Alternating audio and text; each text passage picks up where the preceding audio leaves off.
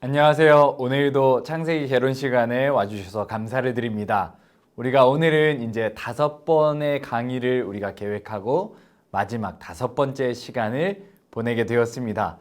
참 여러분들과 우리 성도님들과 함께 이렇게 말씀을 나눌 수 있는 시간이 있어서 저에게도 참으로 행복하고 귀한 시간이었습니다. 또 우리 성도님들에게도 귀하고 유익한 시간 되었으면 너무나 좋겠다는 생각이 들고, 또 이 시간을 통하여서 우리가 어려운 상황 가운데서도 우리 신앙의 중심들을 잘 지켜나가는, 또 더욱 풍성해지는 시간이 되기를 간절히 소망합니다. 우리가 지난 시간에 이제 야곱의 이야기까지 다루었습니다. 그래서 야곱의 이야기는 창세기 36장으로 이제 그 에서의 족보 이야기가 나오면서 마무리되게 됩니다. 뒤에도 이제 야곱이 등장하긴 하는데, 야곱이 주된 이제 인물로 나오는 이야기는 한 36장 정도에 마무리된다고 보시면 될 것 같습니다. 이어서 나오는 이제 37장에서는 야곱의 아들들의 이야기가 나오는데, 이제 요셉을 중심으로 이 이야기가 펼쳐지게 됩니다. 이제 야곱의 이야기를 끝에 보면은 그래도 이제 여러 가지 갈등 상황이 있었지만 그것들이 화목하게 이제 잘 풀리면서 하나님이 이런 이 모든 갈등의 상황들을 화목하게 만들어 가시는 모습을 우리가 볼 수 있었습니다. 이 인간들의 어떠함 때문이 아니라 하나님 때문에 이런 정말 어려운 갈등의 상황도 정말 극적으로 풀리는 모습을 보게 됐는데요.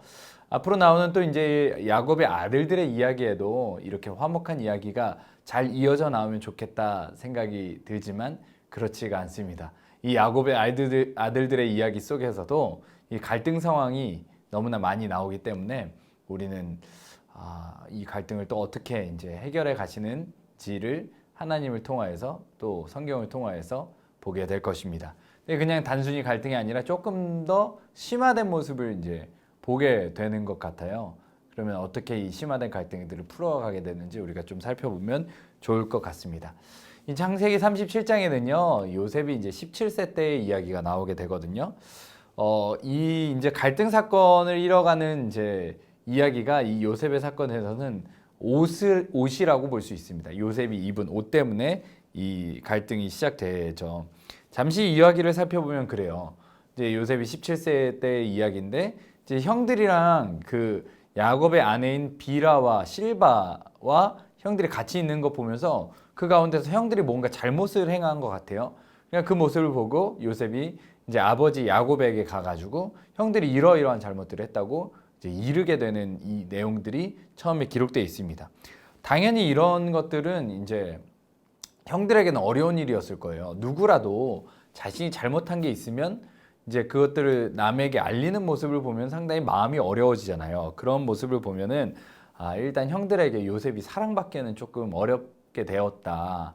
이렇게 아버지한테는 이 사랑을 받을 수 있을지 몰라도 형들에게는 사랑받기보다는 이제 미움을 살 수 있겠다, 이런 생각이 들게 되는데, 그 이후의 상황들 보면은 실제로 그러합니다. 그리고 이제 성경도 야곱이 요셉을 매우 사랑했다고, 다른 형제들보다 더욱 사랑했다고 이야기하면서 거기에서 그 요셉에게 채색 옷을 입히게 되는 모습이 나오죠. 채색 옷은 뭐 말 그대로 이제 형형색색의 옷이고 고급 원단을 사용한 옷이라고 좀 우리는 알 수 있을 거예요. 근데 이 옷들을 누가 입냐 보면은 왕이 입거나 부유한 사람이나 이제 가문의 대표, 이제 족장, 이런 사람들이 입어야 하는 옷이 바로 이런 채색 옷이라고 할 수 있습니다. 그러면 여기에선 누가 입어야 될까? 지금의 이 가족의 족장, 가족의 장은 누구죠? 야곱이잖아요. 그러니까 야곱이 입어야 되는 옷인데 이제 그것을 만들어 가지고 이제 요셉에게 입히는 모습이죠. 아니면 요셉이 아니더라도 이제 다음 이 족장을 이을 사람을 생각해 본다면 그 당시에 이제 문화 속에서는 장자, 첫째 아들이 그런 것들을 가져가기 때문에 야곱의 첫째 아들인 루벤이 입어야지 좀 당연한 것으로 보여지는데, 거의 막내 아들이란 말이에요. 12아들이 있는데 11번째 아들인 요셉이 이 옷을 입게 되니까 이거를 왜 요셉이 입는가 이제 의아하고 질문이 많이 생겼을 것입니다. 그러니까 이것을 보고 이제 다른 아들들이 박수를 쳐줄 수가 없는 거예요. 아, 너무 잘 됐다. 요셉이 좋은 옷을 입었네. 이렇게 얘기해 줄 수가 없고, 왜 아버지는 저러한 모습을 보여주지? 왜 요셉이 이런 옷을 입어야 되지? 그렇게 생각하면서 이전에 있었던 그런 모습들과 이제 같은 선상에서 요셉을 질투하고 미워하게 되는 모습이 나오게 됩니다. 사실상 누군가를 더 사랑한다고 해서 우리가 미워해야 될 이유는 없는 것 같아요. 그렇잖아요. 누가 누구를 더 이제 사랑하고 더 아낀다고 해가지고 우리가 그것 가지고 왜 너는 더 사랑받아야 돼? 그러면서 막 미워하는 것은 좀 뭔가 정상적이지는 않은 것 같죠. 그렇지만 오늘 나오는 이제 소중한 사람들, 가족 내에서 누가 누구를 더 좋아하고 누가 누구를 더 편애한다고 생각이 들면 사실 그 가운데서 마음을 지킬 수 있는 사람은 쉽지가 않을 것입니다. 이제 그 당시의 문화는 사실 이제 첫째 남자에게 이러한 사랑이나 이러한 혜택들이 많이 갔던 것을 생각해 보면 첫째한테는 그런 것들이 간다고 한들 어느 정도는 그들이 이해할 수 있겠지만 그런 것들이 다 무시되고 둘째도 아니고 셋째도 아니고 저 끝에 있는 막내에 가까운 아들이 그런 것들을 받는다고 했을 때, 그런 사랑을 받는다고 했을 때는 좀 이해하기는 쉽지 않았을 수 있을 것입니다. 채색옷이 이제 갈등의 발단이었다면 이 결정적으로 갈등이 심화된 것은 요셉의 꿈이라고 할 수 있을 거예요. 요셉의 꿈은 두 번 나오게 돼요. 형들이랑 관련된 꿈은 두 번 나오게 되는 거죠. 첫 번째 꿈은 이제 꿈속에서 형들의 단이 자신의 단, 우리의 단에게 이제 절하는 모습을 보여주게 되고, 그리고 이제 두 번째 꿈은 이제 해와 달과 11별이 자신에게 이제 절하는 그런 꿈을 꾸게 됩니다. 그 꿈을 딱 보고 직관적으로 아는 거죠. 너가 막내 거의 동생인데 우리가 너네한테 절하를 한다고? 아니 거기에서 그치지 않고 그러면은 뭐야? 이 부모님, 이 해와 달 이 영어는 이제 아버지와 어머니를 뜻하니까 그러면 아버지 어머니까지 너한테 절한다고? 이게 말이 되냐? 이렇게 얘기하죠. 이렇게 두 번째 꿈, 첫 번째 꿈까지는 그래도 이제 야곱이 가만히 있었던 것처럼 보여지는데 두 번째 꿈을 들으니까 이제 더 이상 가만히 있지 않고 요셉을 꾸짖는 이 야곱의 모습을 볼 수 있습니다. 요셉이 선을 넘은 거죠. 그렇게까지 꿈을 꾸었다고 하고 해석이 그렇게 되는 것을 뻔히 알면서 형들에게 또 부모님 앞에서 그렇게 얘기하는 것은 아무래도 좀 예의에는 어긋나 보이는 그런 행동처럼 보여집니다.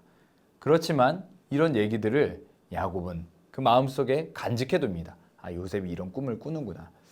사실 이 야곱 같은 경우도 꿈으로 한번 하나님을 경험한 적이 있기 때문에 꿈속에 무엇이 또 신비로운 것이 있다는 것을 알기 때문에 사실 그냥 꿈은 꿈으로 지나갈 수도 있고 이런 여러 가지 상황이 있으니까 어떻게 될 것인지 한번 지켜보고 마음에 간직하는 야곱의 모습을 볼 수 있습니다. 이제 이런 것들이 사실 해소가 되지 않고 이 삶이 이어져 나가요. 우리가 사실 그래요. 가족들이 같이 산다는 게 여러 가지 갈등 상황이 있는데 계속해서 같이 살게 되는 것이 가족인 것 같아요. 그러니까 반대로 생각하면 이렇게 살아도 갈등이고 이렇게 살아도 가족이고 저렇게 살아도 가족이면 사실 갈등의 상황보다는 그래도 우리가 더욱더 아름답고 행복하게 잘 지내게끔 살아가는 것이 아무래도 좋고 또 행복하게 사는 삶의 비결이겠죠. 그렇지만 이제 현실은 너무나 어려운 것 같습니다. 사실 이제 이렇게 살게 된 것이 요셉이 아버지의 전적인 사랑과 지지를 받고 있었기 때문에 요셉을 함부로 건드릴 수 없다는 것이 좀 더 정확한 표현일 것 같습니다. 그러나 그러한 균형이 깨지는 사건이 발생해요. 이제 야곱이 요셉에게 이제 너 형들을 좀 찾아와라. 형들이 잘 살아 있는지 그들이 키우는 가축들이 잘 있는지 한번 체크해보고 돌아와라. 그래가지고 세겜의 형들이 있을 거니까 한번 가봐. 그러면서 요셉을 보냅니다. 그러니까 요셉이 그 명령을 듣고 사명감을 가지고 이제 형들을 찾아서 세겜으로 향하게 됩니다. 세겜으로 갔는데 형들이 없는 거예요. 그래서 두리번거리고 방황하다가 사람 만나서 어디로 갔냐 이렇게 물으니까 도단 쪽으로 가던데 그래서 세겜에서 도단으로 향하여서 요셉의 발걸음을 옮깁니다. 그러니까 사실 이 세겜에 갔는데 없으면 그냥 돌아올 법도 한데 아버지가 주신 사명을 잘 수행하려고 하는 모습이 이제 요셉의 모습 속에 있는 거죠. 끝까지 포기하지 않고 의지를 가지고 뭔가 임무를 수행하는 모습이 요셉의 모습입니다. 이러한 모습은 사실 뒤에 이어지는 모습이랑 같이 미루어서 보면 요셉의 이제 뛰어난 성품이라고도 볼 수 있을 것입니다.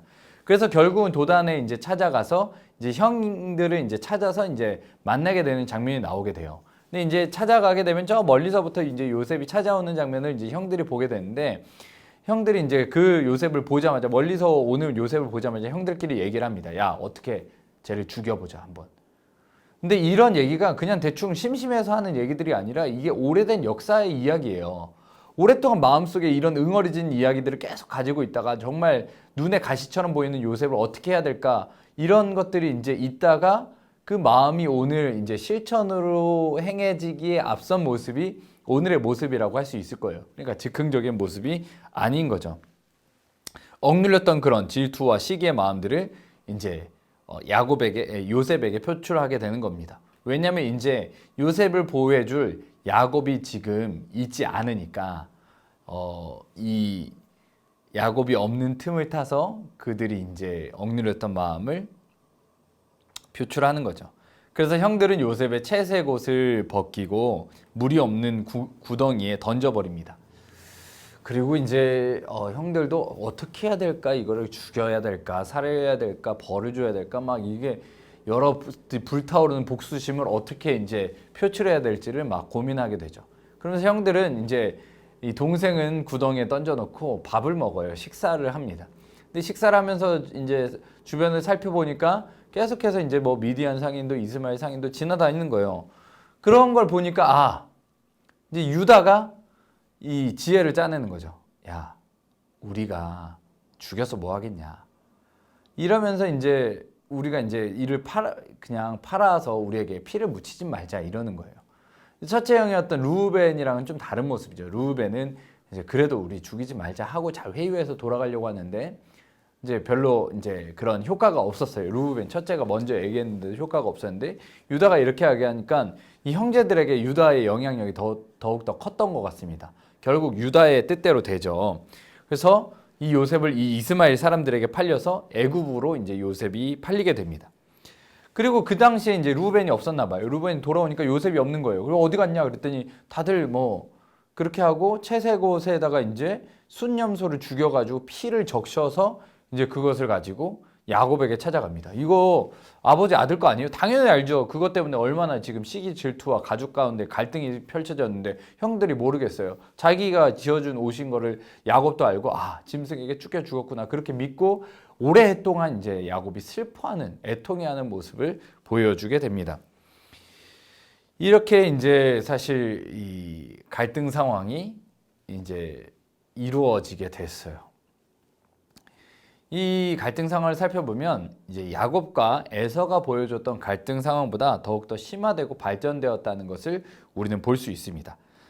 야곱의 갈등은 일단 둘 사이에서 상황이 발생했어요. 뭐 부모님들이 이제 끼어드는 일들이 있긴 하지만 그래도 일단 야곱과 에서 둘 간의 갈등이었단 말이죠. 근데 요셉의 갈등은 이제 단둘의 갈등이 아니에요. 요셉과 요셉의 형제들, 이 11명, 12명이 되는 이제 형제들 간에 피어오르는 갈등입니다. 더 확대된 거죠.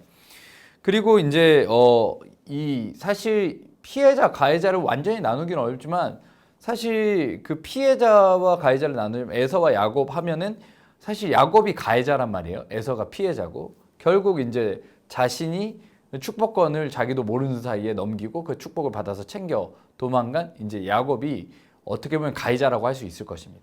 근데 가해자가 이제 에서 피해자를 피해서 도망갔던 모습이 예전 모습이라면, 이제 요셉은 사실 오늘 완전 피해자잖아요. 형들이 그렇게 하면 안 되는 거잖아요. 아무리 질투와 시기심이 있더라도 요셉한테 그렇게 하면 안 되는데, 이 피해자인 요셉이 다른 곳으로 팔려가고 가해자인 그들이 야곱의 집으로 돌아가는 모습이 오늘의 모습입니다. 피해자가 가해자가 이렇게 뒤바뀌었어요.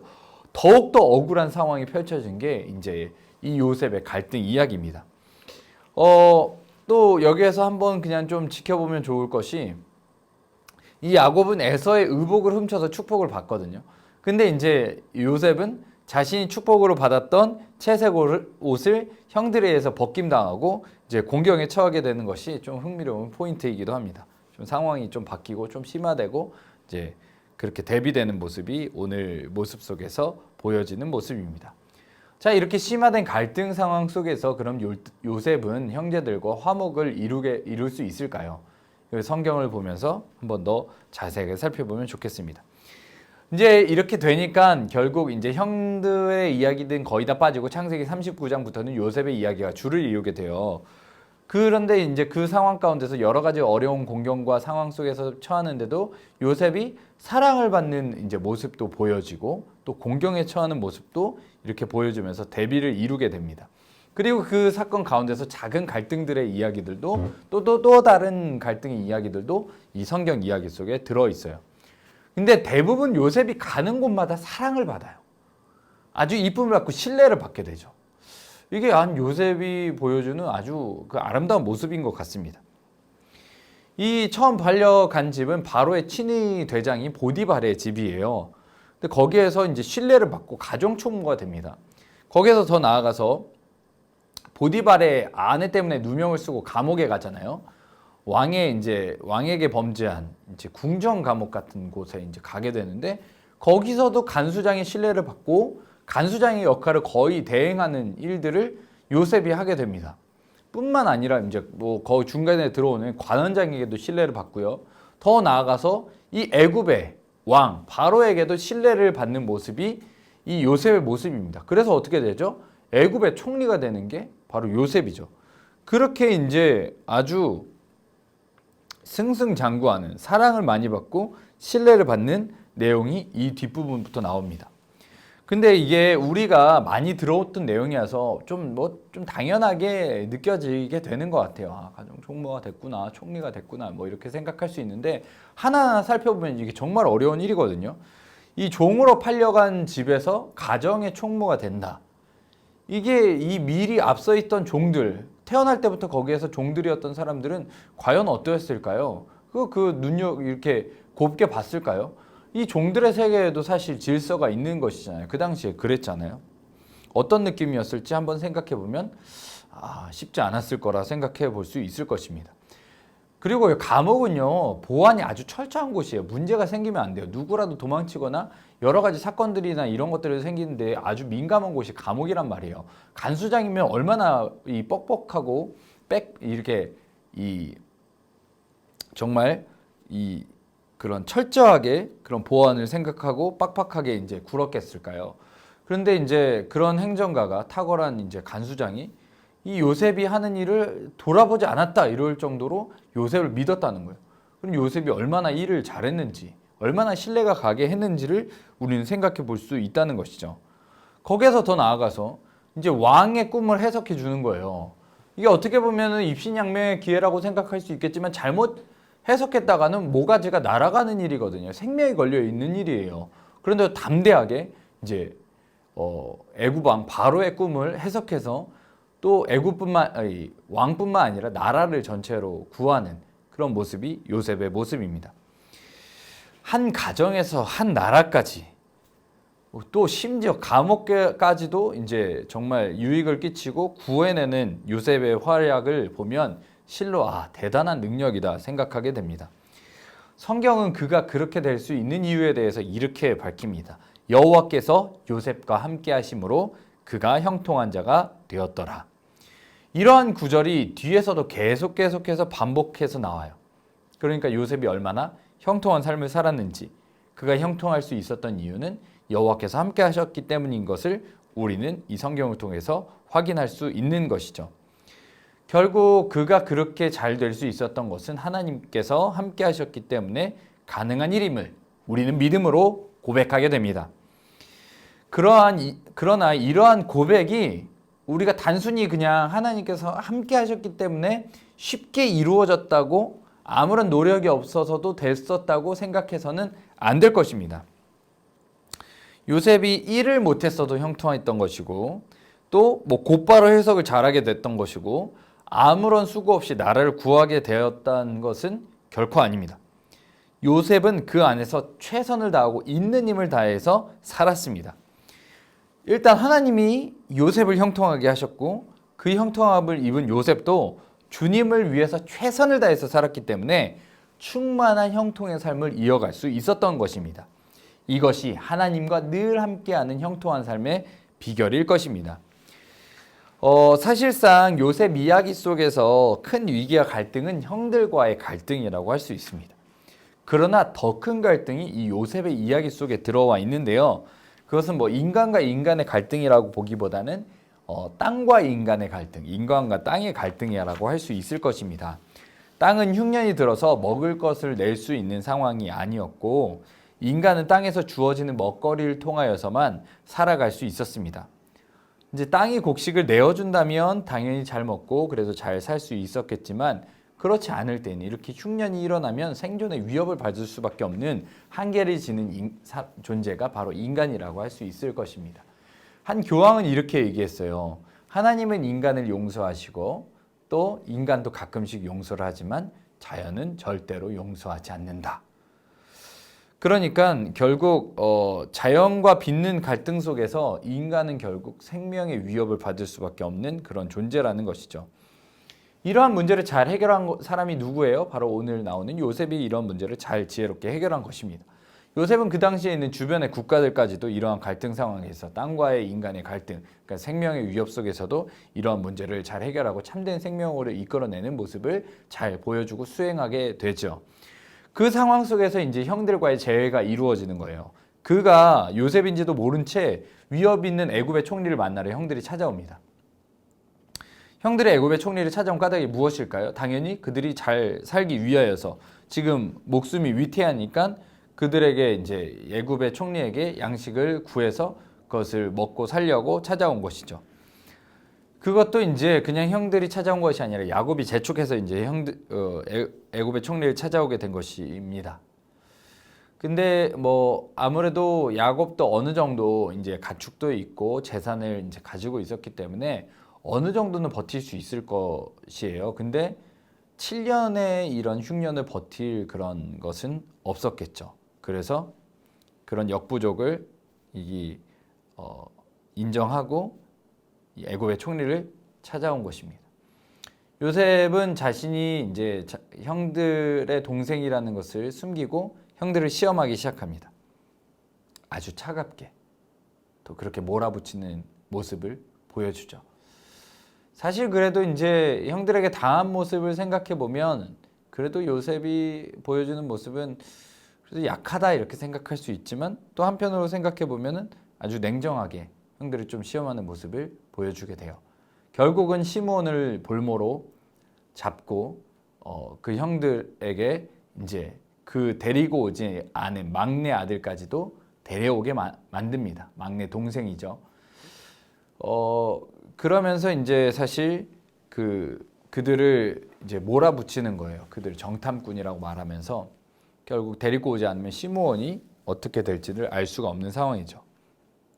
결국 요셉의 형제들은 야곱에게로 돌아가게 되고 시므온을 잊은 채로 곡식이 떨어질 때까지 머물게 됩니다. 사실 이것은 야곱 때문에 그렇게 됐는데요. 야곱에게 이러한 자초지정을 설명하니까 막 극구 반대하는 거예요. 내가 정말 사랑하는 이 아내 라헬에게도 얻은 두 아들이 있는데 한 명은 죽은지 살았는지도 알 수가 없고 이제 한 명 베냐민이 남았는데 이 아들까지 어떻게 보내냐. 너네 왜 그런 말을 했냐. 막 이렇게 따지면서 나는 보낼 수가 없다 이렇게 한 거죠. 근데 이제 양식이 더 떨어지니까 이제 야곱도 이제 베냐민을 지킬 도리가 없는 거예요. 그래서 결국 베냐민도 어쩔 수 없이 애굽의 총리 앞에 서게 됩니다. 그리고는 이제 요셉이 베냐민에게 은근슬쩍 누명을 씌워요. 그래서 베냐민을 잡아두려고 합니다. 그러니까 요셉은 베냐민만이라도 애굽에서 같이 지내면 자기의 귀한 하나밖에 없는 동생이니까 그렇게 이제 잘 지내려고 하고 그렇지 않더라도 이제 베냐민을 대하는 형들의 태도를 보면서 그것을 시험해 볼 요량으로 뭐 노려본 것이죠. 그러면서 이제 베냐민을 바라보는 그 요셉이 어떠한 마음으로 바라봤을까?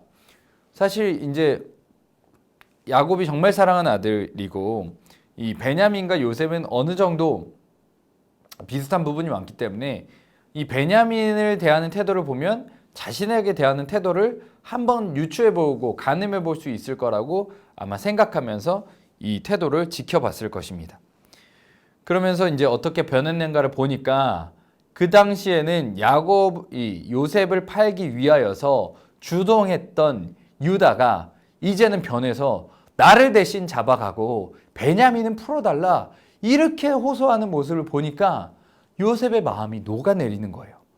그리고 극적인 화해를 이루게 되는 장면이 성경에 기록되어 있습니다. 그렇게 이제는 야곱의 집안 모두가 애굽으로 정착하게 되고 가족 모두가 양식에서도 생명의 위협 속에서도 구원을 얻고 더 좋고 넓은 땅으로 들어오게 되는 모습으로 이 창세기가 갈무리 됩니다. 우리는 위에서 요셉의 갈등 상황이 야곱의 갈등 상황보다 더욱 심화되었던 것을 보게 되었습니다. 심지어 세상 모든 사람들이 먹거리와의 갈등 상황에 놓여진 것은 인간과 인간의 갈등은 아니지만 우리가 지켜봐야 할 하나의 큰 갈등 상황이기도 합니다.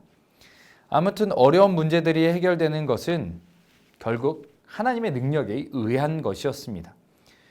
이제 갈등이 심화된 만큼 하나님의 은혜와 또 화목의 능력이 더욱더 커지게 되었는데요. 그것을 우리는 볼 수 있어야겠습니다.